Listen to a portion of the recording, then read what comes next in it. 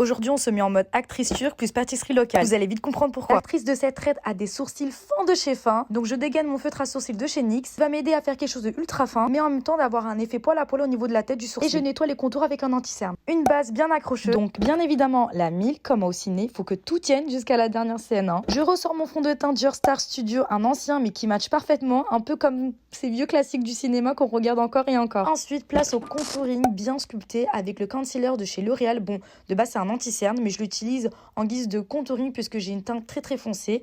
Donc, je sculpte bien tout le visage, surtout le nez, parce que madame, l'actrice, a un nez tout fin et bien défini. Je remonte limite le contouring jusqu'au creux des yeux pour cet effet bien lifté. On étale, on estompe bien parce qu'on veut zéro démarcation, bien sûr. Un coup d'anti-cerne de chez Fenty, j'en applique sous les yeux, sur le front, l'arête du nez. Bref, j'éclaire tout ça comme un projecteur de film. On applique un peu aussi sur la paupière et j'étale tout ça délicatement avec un pinceau. Et là, je rajoute un blush crème, bien rose, pétant.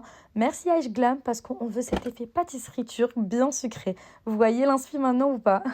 Un voile de poudre de chez Huda Beauty sous les yeux et sur la zone T. Ouais, franchement, cette poudre, je suis trop addict à cette poudre. Je n'arrive plus à changer de poudre. Là, un peu de bronzer de chez Anastasia Beverly Hills pour structurer tout ça. Et évidemment, un glow highlighter pour le côté de star de cinéma. Pour les yeux, un fard orangé dans le creux. Puis je prends un fard crémeux blanc argenté et je l'applique grossièrement au doigt, uniquement en coin interne. Enfin, grossièrement, mais quand même maîtrisé. L'eyeliner Drama. On trace un trait bien intense.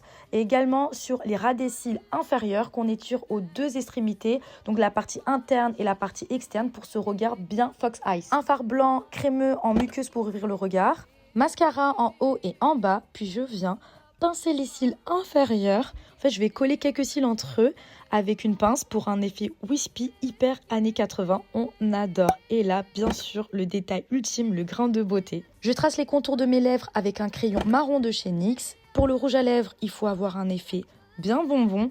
Donc, j'utilise un rouge à lèvres de chez Hourglass. Et voilà le résultat. Pour une meuf d'Asie du Sud, ça passe ou pas? Dites-moi si vous validez en commentaire. Et abonnez-vous. Bisous, bisous. Ciao.